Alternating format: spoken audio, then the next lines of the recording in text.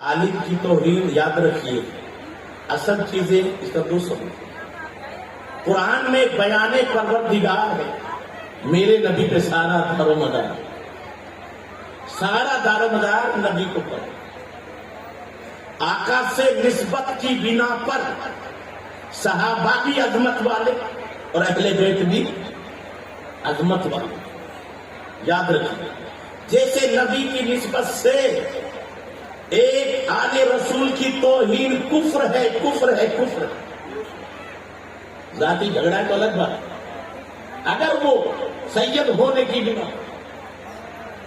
تو اس کی تعظیم نبی کی کفر ہے۔ ایسے ہی ایک عالم وارث نبی ہے، العلماء ورثۃ الانبیاء، انبیاء کا وارث، تو ایک عالم کی تعظیم بھی فرض ہے، اور اس کی توہین اگر عالم ہونے کی بنا پر ہے تو کفر ہے۔ نسبت عالم کی بھی نبی کی بنا پر اور سید کی بھی، وہ اولاد نبی ہے، ایک عالم وارث نبی ہے۔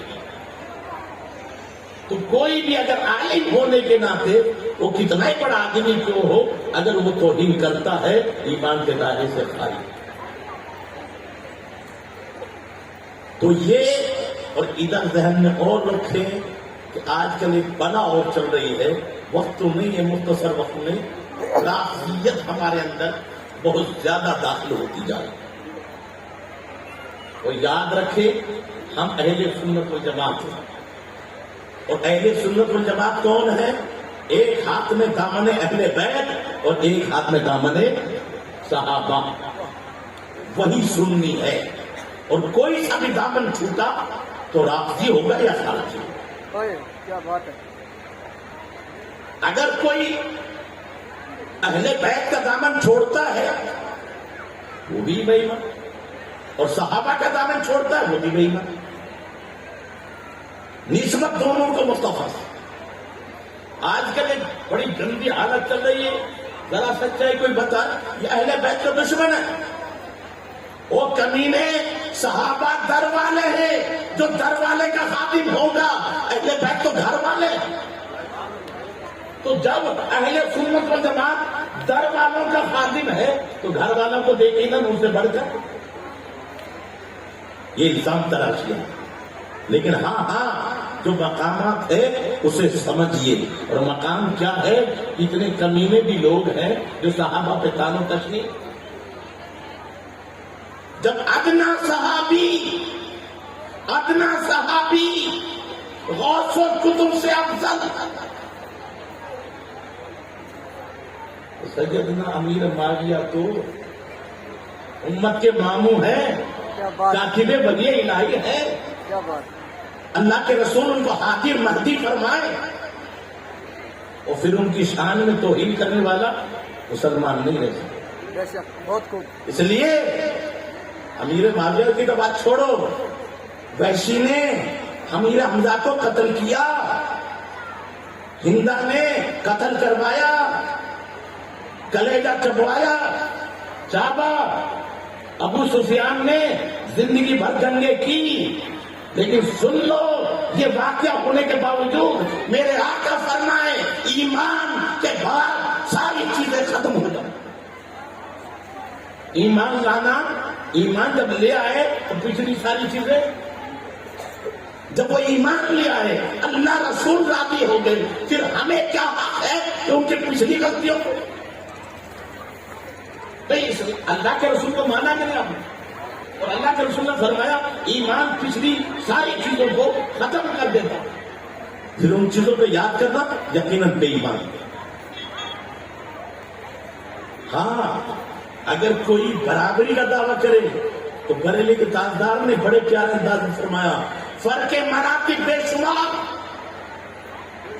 10-5، ہاں، عہد والوں کا مقام اور ہے، صلح حدیبیہ والوں کا مقام اور ہے، پھر بدریوں کا مقام اور ہے، پھر اشرا مرسلہ کا مقام اور ہے، پھر خطبہ راشدی کا مقام۔ تو فرق مراتب بے شمار، مولا کائنات اور امیر معاویہ کے درمیان میں تم برابری تو بڑی بات ہے، بے شمار مرتبوں میں اونچے مولا کائنات۔ سچائی تو سمجھو. لیکن پھر بھی معاویہ ہمارے سردار کیوں؟ فرق مراتب اور چیز ہے. صحابی ہے، رب نے کہا رضی اللہ عنہ ورضوا. پھر آج کے دور میں میرے بھائی بھولے بھائیوں بڑی گمراہی چل رہی ہے. میرے وراثت کے آقا سرکار دو جہاں صلی اللہ تعالی وسلم نے اگر کسی کا بتایا ہے تو ساری امت کے احسان ادا کر دیے. لیکن اگر کسی امت کا احسان اگر کسی پر ہے تو وہ ابو بکر صدیق ہے. آقا فرمائے سب کے احسان ادا کر دیے اور ابو بکر کے احسان پوری امت پہ آج بھی موجود ہے. اللہ ہی انہیں احسانوں کو ادا کرے. پھر تیسری بات اور سن لو. بولو ایک وہ آدمی بتاؤ صحابہ میں جو ایک کا مرید ہو. صرف ایک کا مرید ہو اور کسی کا مرید نہ ہو. صحابہ میں ایک آدمی بتا دو تو سنو وہ ابو بکر ہے جو صرف نبی کے مرید ہے. باقی کسی کے مرید ارے سن لو اللہ نبی کے. ابو بکر صرف کس کے مرید ہے؟ نبی کے. باقی کسی کے مرید. باقی تمام صحابہ حضور کے بعد ابو بکر کے بھی مرید. ارے بولو ہے یا نہیں؟ ارے بولو بھائی.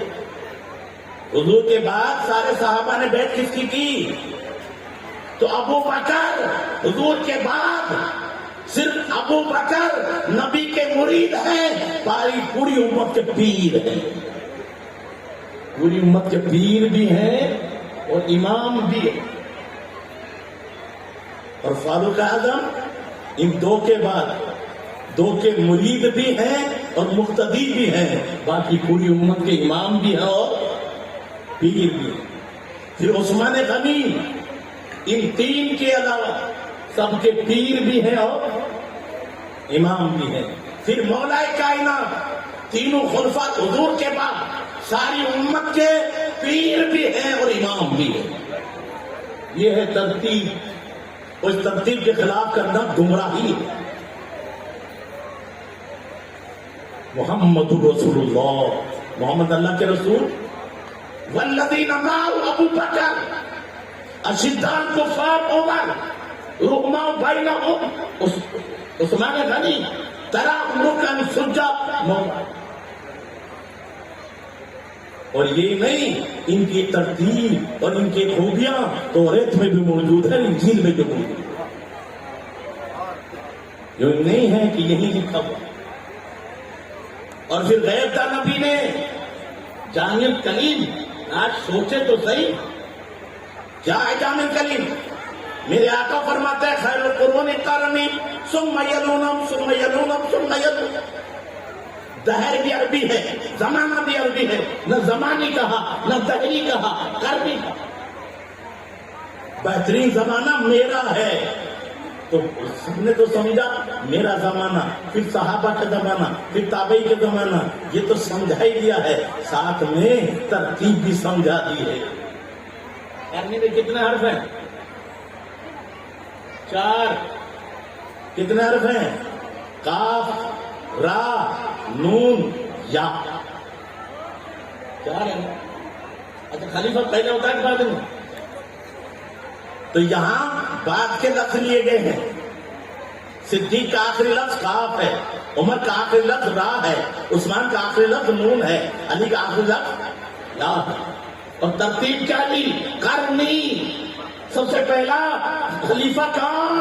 صدیق. پھر جو اس سے ملا ہوا ہے کاف سے ملا ہوا را عمر کی را ہے. پھر نون عثمان کا نون ہے. پھر یا علی کی. اور اس لیے میرے بھائی کم سے کم قاعدہ بغدادی سن لو پڑھ لو. جہالت مت اختیار کرو. ہماری خلافت ابو بکر کے علی سے شروع ہوتی ہے علی کی یہاں پہ ختم ہوتی ہے. وہ رافضی ہوں گے خارجی ہوں گے جو تانو کشنی کریں. ہاں مولا کائنات کی عظمتیں میں کیا میرے جیسے ہزاروں کیا جو بیان کر سکے. لیکن اتنا تو سمجھ لینا کہ مولا کائنات کی عظمت جب یہ ہے تو مولا کائنات نے 25 سال جن کے پیچھے نماز پڑھی ہے ان اماموں کا مقام کتنا اونچا ہوگا. جھگڑا نہیں ہوگا پھر کوئی فساد. یہ فساد یوں ہی پیدا ہو رہے. اس لیے سارے خطبے میں سنتے ہو افضل البشر بعد الانبیاء بالتحقیق سیدنا ابو بکر صدیق کریں. اور پھر بالکل آخری بات آج کی اللہ تعالیٰ مجھے آپ کو عمل کی توفیق عطا فرمائے. علی کے بیٹے سے سنو. کون علی کا بیٹا؟ جن کا علم کا عالم یہ ہے امام اعظم کی زندگی غلامی اختیار کریں. وہ امام جعفر صادق رضی اللہ تعالیٰ عنہ. ایک رافضی آتا آپ کے پاس بڑی تیاری کر کے کہ جی نبی کے بعد بڑا کون؟ امام جعفر صادق رضی اللہ عنہ فرماتے ابو بکر. کون ہے؟ اس نے کہا جی دلیل. کہا دلیل تجھے نہیں معلوم؟ جب میرے آقا نے فرمایا تھا اے ابو بکر کیا گمان ہے تیرا ان دو کے بارے میں جن کا تیسرا اللہ ہے. وہ کہا کہ تیسرا اللہ وہ تو اللہ سب سے بڑا. جی رہ گئے دو. اب نبی سب سے افضل اور اس کے بعد میں دوسرا کون ہے؟ ابو بکر ہی تو ہے. اس نے کہا کہ ہجرت کی رات میں بستر پہ تو ابو بکر مولا علی لوٹے تھے. بستر تو علی کے لیے سونپا تھا. آپ نے کہا ہاں ہاں یقین دلا کر اے علی ان کی امانتیں دے کر اور میرے پاس آ کر مدینے میں مل لینا. یقیناً وہ بڑا خطرناک بستر تھا لیکن مولا کائنات فرماتے ہیں اللہ کی عزت کی قسم ایسی نیند میں نے کبھی لی نہیں. اس لیے کہ عبادت نبی کا حکم ماننا ہے. نبی نے فرمایا سو جا. تو اب جاگنا عبادت نہیں سونا عبادت. اب رہا دشمن کا خوف تو جب نبی نے کہہ دیا ان کی امانتیں دے کر مدینے میں آ کے مل لینا تو ہے قول محمد قول خدا. فرمان نہ بدلا جائے گا بدلے کا زمانہ لاکھ مگر قرآن نہ بدلا جائے گا. نبی نے فرما دیا مجھے یقین ہو گیا مدینے سے پہلے تلواریں چلیں ڈھونڈ دو کچھ بھی ہو لیکن مجھے موت مدینے سے پہلے موت نہیں آ سکتی. تو آپ نے فرمایا بہت بڑی بات ہے لیکن وہ بستر کی حفاظت کر رہے تھے. ابو بکر تو ذات کی حفاظت کر رہے تھے. ذات بڑی ہے بستر. تو اب بات اندازہ لگا قرآن نے کتنا فیصلہ کر دیا. قرآن تو انداز یہ قرآن کا معجزہ ایک الگ ہے. گھنٹوں چاہیے اس کی عظمت کو بیان کرنے کے لیے. صرف یہاں ایک بات سن لو. کیا کہا؟ وَالثَّانِي اثْنَيْنِ هُمَا فِي الْغَارِ. دو نہیں کہا. کیا کہا مولانا؟ دو میں کا دوسرا. دو میں کا یہ عدد وصفی ہے. پہلا دوسرا تیسرا. اور ایک ہے ایک دو تین. ایک دو نہیں ہے دوسرا. کیا سمجھایا جا رہا ہے؟ غار میں بھی دوسرے ہجرت میں بھی دوسرے ہاں ہاں خلافت میں بھی دوسرے اور پھر مزار میں بھی دوسرے. اور جب قیامت میں اٹھیں گے تو آقا فرمائیں لوگوں سنو پہلے میں اٹھوں گا پھر ابو بکر اٹھیں گے پھر عمر. ایک لفظ نے کہاں کہاں سمجھا دیا دوسرے. جب ہیں ہی دوسرے تو تیسرے تو کیوں لاتے ہو؟ ہاں ہمارے کچھ نادان بھائی اور وہ بھی بڑے بڑے اسٹیجوں پر مجھے بڑی تعجب ہوتا ہے. جی ابو بکر کو جو خلافت دی تھی نا وہ ظاہری تھی. باطنی خلافت تو مولا علی کو دی گئی. اور نادان ذرا شرم کر. ظاہری خلافت نبی نے کسی کو دی نہیں. یہ ظاہری خلافت حکومت اور یہ دنیا کی خلافت تو حضور نے دی نہیں. اگر حضور دے دیتے تو مدینے میں صحابہ اکٹھے ہو کر مشورہ کرتے چنی کیوں رہے تھے؟ یہ ظاہری خلافت تو صحابہ نے چنی ہے.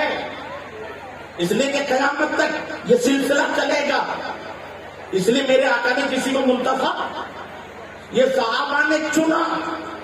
ہاں رہا دینی خلافت تو دین میں اصل ہے نماز، اور نماز کا مسئلہ کس کو دیا؟ ابو بکر کو۔ تو دین کی خلافت اس لیے مولا کائنات فرماتے ہیں لوگوں جب نبی نے دین کے لیے، ہمارے دین کے لیے ابو بکر کو چن لیا تو ہم کون ہوتے ہیں جو دنیا کے لیے ابو بکر کو؟ تو اصل تو خلافت دین کی بھی ہے۔ لہذا اللہ تعالیٰ ہمیں عقل سلیم عطا فرمائے اور ایسے فتنہ انگیزوں سے جو ان میں درار ڈال ڈالے، اور ہمارا عقیدہ ہمیشہ سے خطبہ میں سنتے رہو، افضل بشر بعد الانبیاء کی تحقیق سیدنا ابو بکر صدیق۔ لہذا یہ عقیدہ اس کے خلاف جو چلے وہ بے ایمان ہے، گمراہ ہے، بے اور تمام صحابہ عظمت والے ہیں، رہا مقام خلفائے راشدین کے برابر کوئی نہیں ہو سکتا۔ خلفائے راشدین میں بھی جو ترتیب ہے اللہ اس پر ہمیں ثابت و قدم رکھے، اور ہمیں مسلک کے اعلیٰ حضرت مسلک اہل سنت اور پر قائم دائم رکھے اور گمراہی سے محفوظ رکھے۔ وما علینا البلاغ، کہنے سننے میں جو غلطی ہوئی بے قدر معاف فرمائے، مجھے بھی آپ سب کو بھی دین پر چلنے کی توفیق عطا فرمائے۔ میں بھی پڑھتا ہوں، آپ بھی پڑھیے، استغفر اللہ ربی من کل ذنب واتوب الیہ۔ میری ماں بہنوں سے خاص طور سے عرض ہے، خدا کے لیے یہ پردوں کا اہتمام کریں، پردہ فرض ہے۔ ہماری بچیاں ننگے سر گھومتے ہیں، یاد رکھو جس گھر میں ننگے سر عورت بیٹھے گی اور ننگے سر گھر میں بھی رہے گی تو اس گھر میں کروڑوں روپے تو ہو سکتے ہیں، رحمت نہیں آ سکتی، اس لیے کہ رحمت کے فرشتے نہیں آئیں گے، تو رحمت ہماری کنیزہ فاطمہ بنو۔ وہاں تو کربلا میں ان کے چہرے سے کبھی آسمان نے ان کا چہرہ نہیں دیکھا، اور آج ہماری بہن بیٹیاں ننگے سر گھروں میں گھومے، بازاروں میں گھومے، اور پھر ہم آپ کو حسینی کہنا۔ اس لیے عمل کی دنیا میں کرو۔ السلام علیکم۔